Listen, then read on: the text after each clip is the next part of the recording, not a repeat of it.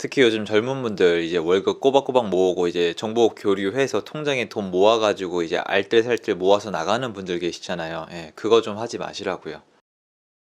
안녕하세요, 오롱장입니다.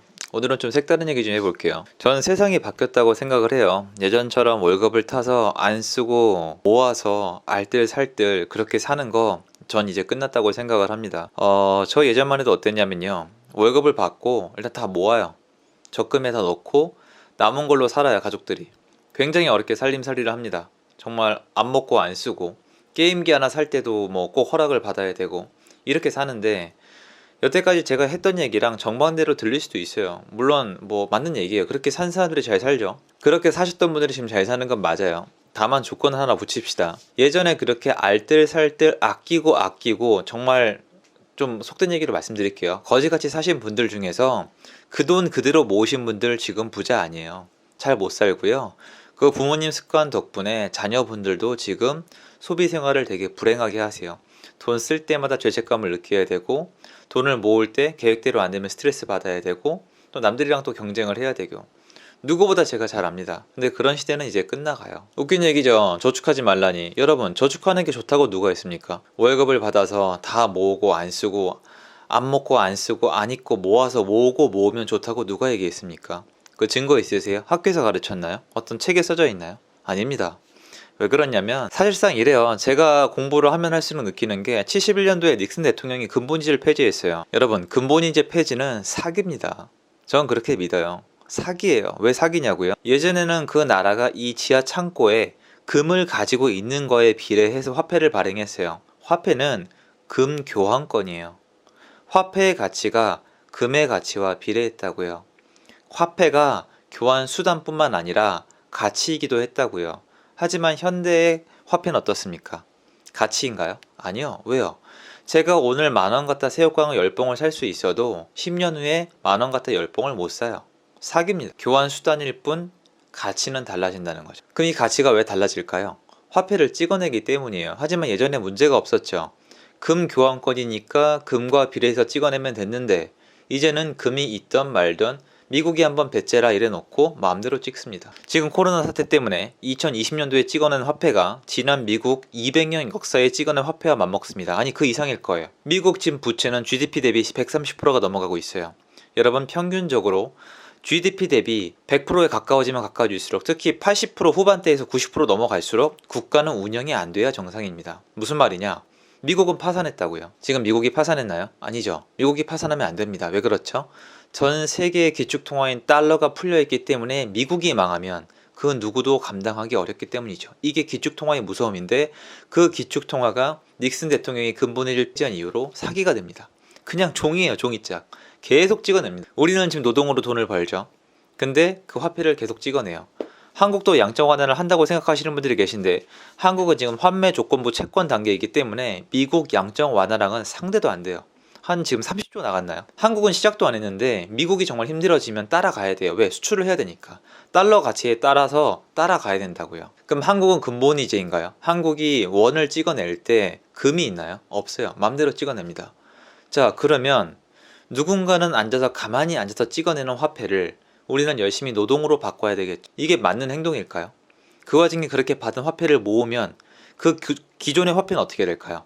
계속 가치가 내려가요. 여러분, 국가가 부채가 제일 많아요. 생각을 해보세요.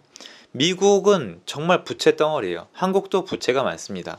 이 부채가 있는 사람들은 화폐 가치가 올라가는 게 좋을까요? 떨어지는 게 좋을까요? 맞습니다. 화폐 가치가 떨어질수록 빚쟁이들은 좋습니다. 왜? 갚아야 될 그 화폐의 가치가 떨어지기 때문에 사실상 내가 빚진 그 내용이 떨어지는 거예요. 즉, 미국은 앞으로 이대로 GDP 대비 130%의 부채를 가지고 가려면 계속해서 달러를 찍어내야 돼요. 화폐 가치가 떨어지면 또 찍고, 떨어지면 또 찍고, 떨어지면 또 찍고요. 그리고 코로나 같은 대형 사고 사건이 있을 때마다 더 찍어야 되고요. 이런 달러는 전 세계에 풀려있는 달러에 영향을 미치고, 특히 수출 국가인 한국은 이에 발을 맞춰서 갈 수밖에 없습니다. 요점이 뭐냐고요? 화폐 가치 하락한다고요. 미국의 전문가랑 한국 부자들은 전부 다 알고 있는 사실이에요. 그래서 여러분께 여쭙니다. 자녀분들에게, 그리고 20대, 30대 젊은 여러분, 지금 월급을 받아서 화폐를 열심히 모으고 계신가요? 틀렸다고요. 틀렸다고요. 잘못된 행동이라고요. 몇 번을 말씀을 드려요. 차라리 쓸 거 다 쓰세요. 다만 제가 하고 싶은 얘기는 이거예요. 아니, 내가 노동으로 열심히 본 화폐의 가치를 누구 마음대로 떨어뜨립니까? 네, 한국의 국민이기 때문에 그냥 당할 수밖에 없습니다. 그럼 어떻게 해야 될까요? 방어를 하자는 거예요. 부자들은 어떻게 방어하고 있을까요? 부자들이 가장 많이 택한 방법은 네 가지입니다. 금, 은, 부동산, 비트코인이에요. 공통점이 뭐죠? 더 이상 못 만들어내요.